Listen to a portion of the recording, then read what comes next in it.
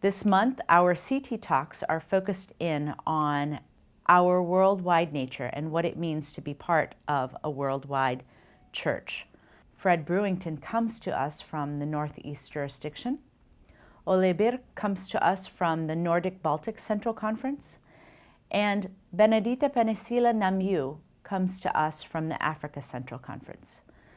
We turn to them now as they give their reflections on what has guided them as members of the Connectional Table in relation to our work on becoming a more authentic worldwide church. Well, I think the first principle is one of that we are in this together.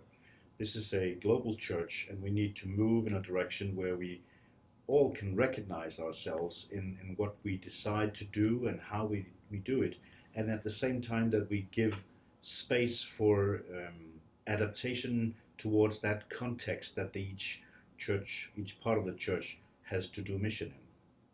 Thank you. Yeah, sometimes I felt some kind of conflict between my own beliefs, my own values, and what is perceived, what are perceived as the values of people in my annual conference, and what I think is the Methodist way of thinking. But most of the time, I think the spirit guided me to contribute as well as much as I could, conveying what I feel to add value to the work of the Correctional Table. Well, I've been blessed in a number of ways, not only having been chosen to serve on the Connectional Table, but also to be asked to take one of the leadership positions for the missional and administration groups in the Connectional Table.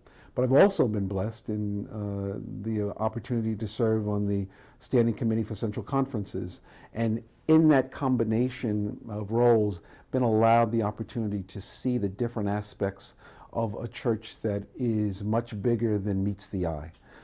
So that role has allowed me to also to engage in conversation with individuals I might not otherwise have contact with, and include in that thought process points of view that were not those that I was familiar with. And as a result of that, that provides a great opportunity for a look at where we need to be as a church in the future.